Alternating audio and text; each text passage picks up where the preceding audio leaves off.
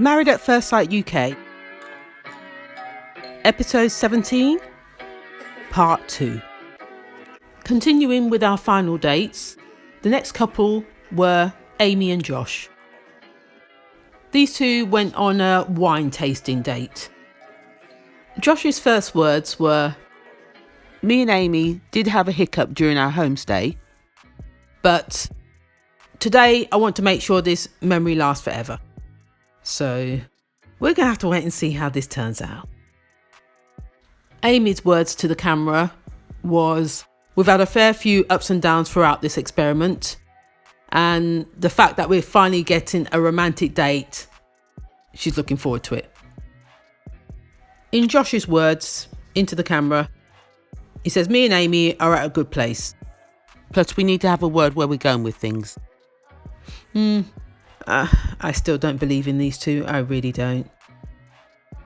Continuing on, these two continued their date with a romantic picnic. The first part of these two's conversation was about how they've grown through the process. I think they were very unsure whether they would have lasted, but as they both said, we're not quitters. Because they've been tested from the beginning, they've learnt a lot about each other. Yeah, so that was virtually the gist of that conversation. But then there was a slight pause before Josh said, "My only concern is about your hiccups, your outbursts." Yes, that's what he said. And I'm in agreement with him. She needs to look into that. She then lied by saying it's only happened once. Stop lying. Stop it. Stop it. But Josh then corrected her by saying no. It's happened a couple of times. It's not even a couple. It's happened 3, 4, maybe 5 times that we've seen. Let alone what the camera isn't showing. Please, don't lie to yourself. And as he blatantly said to her, if this was to happen in the real world time and time again, he wouldn't stick around. Yep, that's what he said. And I agree with him. I do. I don't think any man would stick around with that craziness every single day. She then described these outbursts as her defense mechanism. Oh, I don't know about that. She said when she's in a high-pressured environment, such as we are right now in this experiment, she sort of shuts off her feelings and has all these outbursts because she doesn't want to get hurt. I don't know. Not too sure that even makes sense. Because if I do recall, I'm sure you said you have these outbursts because you need affection. I'm sure that's what you said. Oh, make up your bloody mind.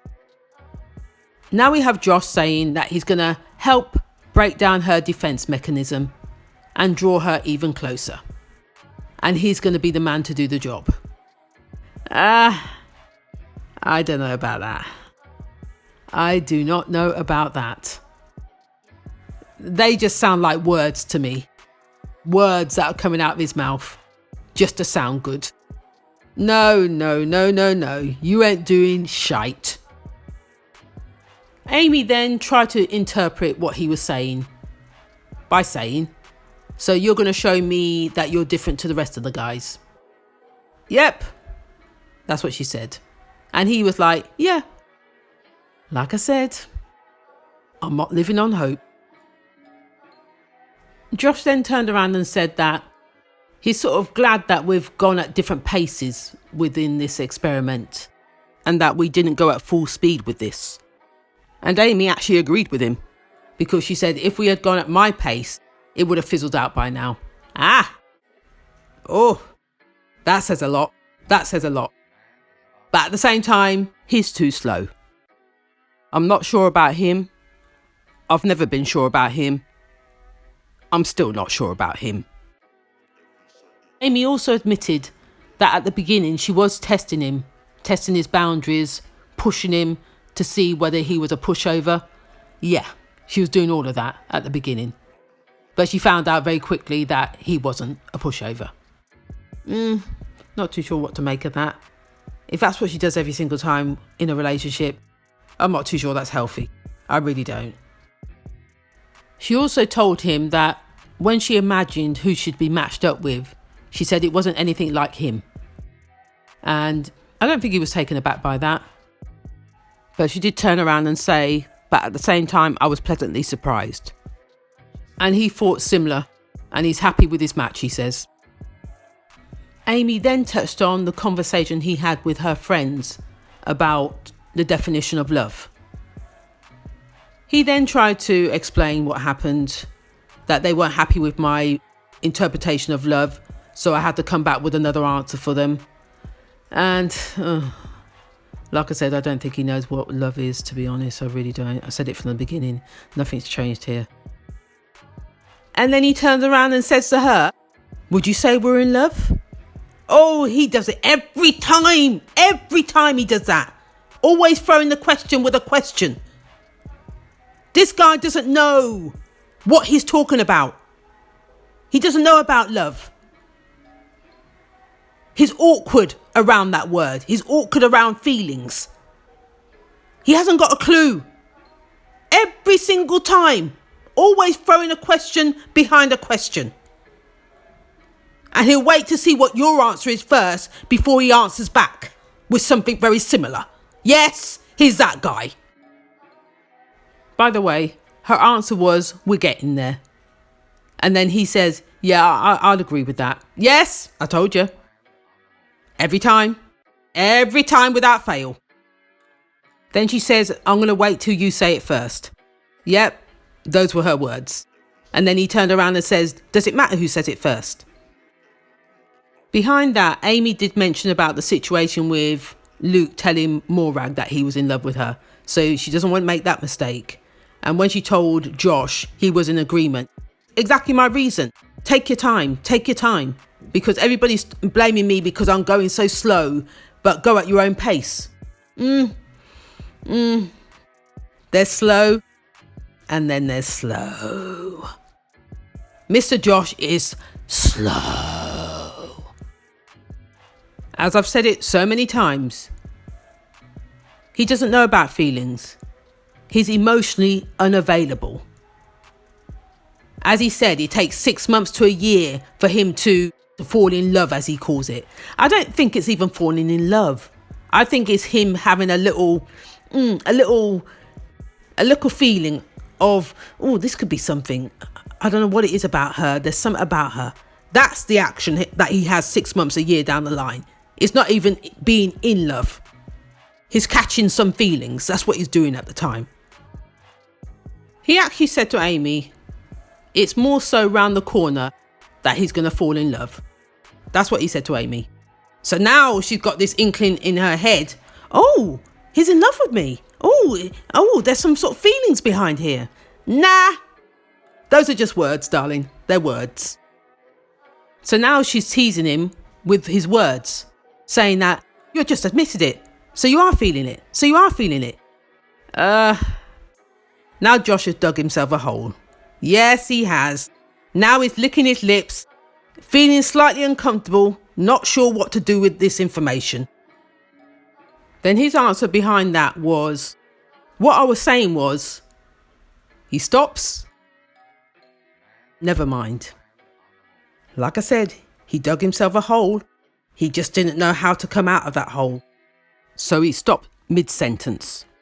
Because whatever would have come out of his mouth next wouldn't have sounded right. After that conversation, when Amy was talking in front of the camera, as I said, she's going to run away with it, with what he's just said to her. Because he hasn't really said that he loves her. But as far as she's concerned, the L word's just round the corner, as she says. He hasn't admitted it yet, but from the fact he's saying that the L word's around the corner, I'm going to take it. Big smile on her face, big grin on her face, thinking, yes, he's in love with me. No, he isn't, darling. No, he isn't. He's saying that to keep you sweet.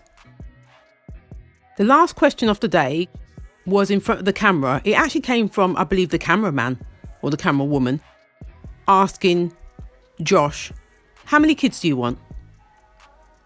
With that, Mr. Josh was licking his lips, rocking on his heels, hands in his pocket. He didn't know what to say. His mouth was dry. He just didn't know what to say. He looked awkward.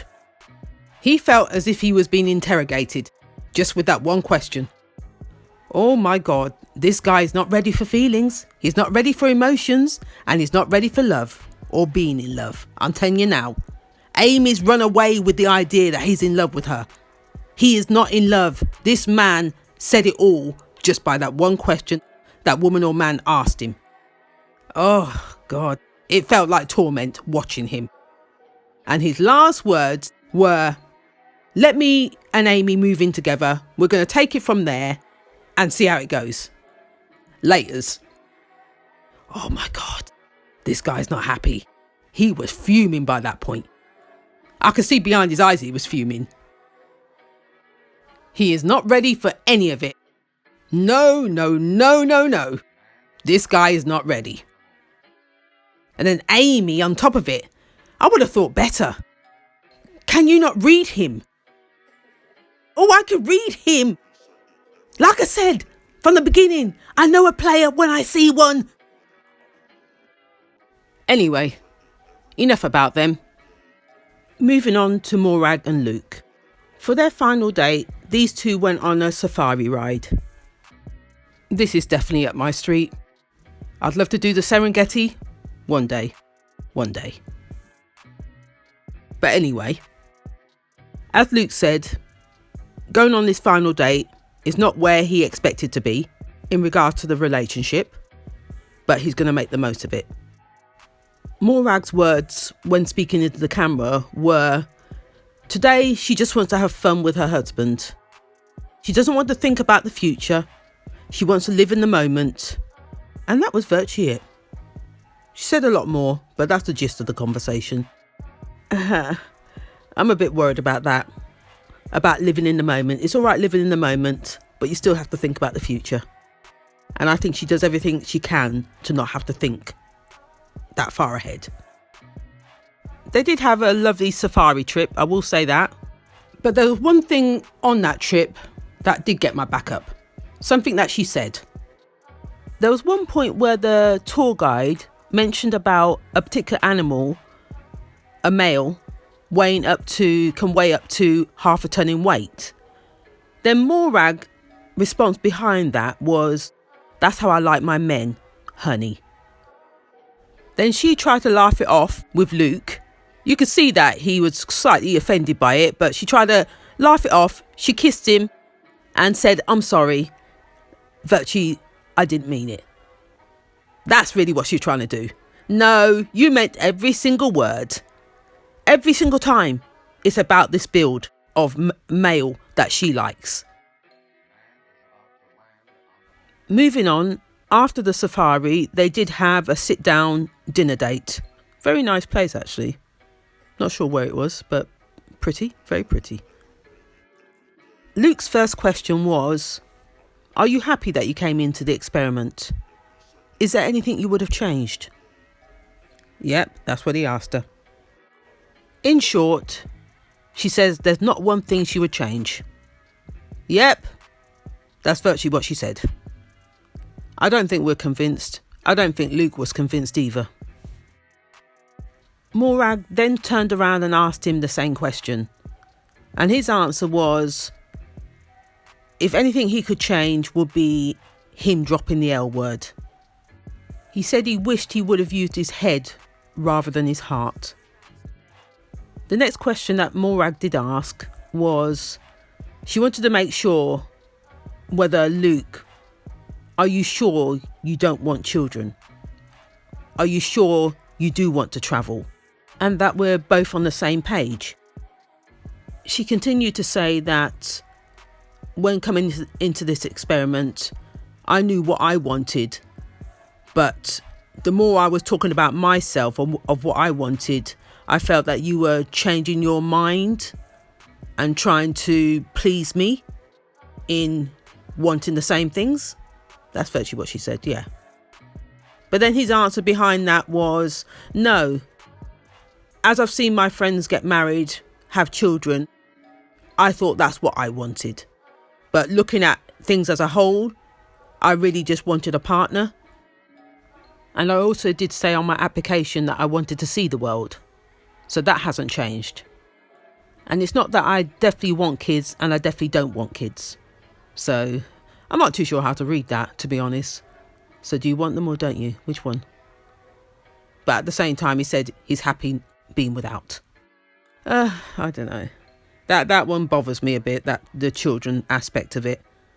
Because 10, 15 years from now, you'll probably be kicking yourself. That bothers me. And the more they speak on this topic, the more concerned I get. Because when I see Morag keep talking about the baby issue, it makes me question, are you waiting for him to turn around and say he wants children? So you can turn around and say, this ain't going to work. And use that as a means of escape to get out of this relationship. Just a question.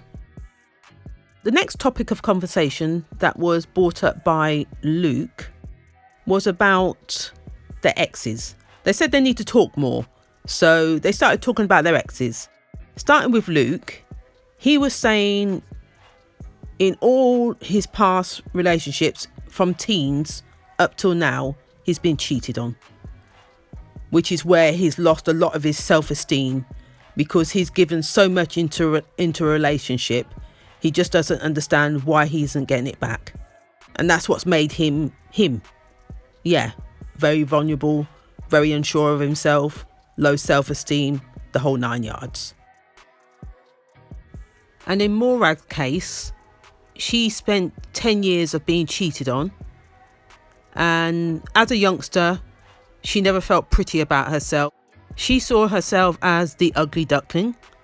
She never thought herself was beautiful, and nor did others. She also changed schools because she was bullied. It's coming out of her last relationship that she started to make changes with herself to try to feel better about herself. She struggles with compliments from people, from boyfriends, because she never felt like that about herself. And for Luke to see her as beautiful and constantly complimenting her, she struggles with. In conclusion, they said they need to learn more about each other. They need to talk more, be more vulnerable around each other, ask more questions, and understand each other more. And hopefully they'll get there. I still question it. I really do. I think these two would be good as good friends. I just don't see a relationship. Lastly, Morag did bring up a valid point in regards to how they've both been helping each other come out of themselves, bringing out the good in each other, etc, etc, etc. And the last thing she said, however, is that love or is that friendship? That is my question too. Exactly what I'm trying to say. Is it love or is it friendship? So on that note, I'm going to leave it here. If you've liked what you've heard, please like, comment and subscribe. Till next time.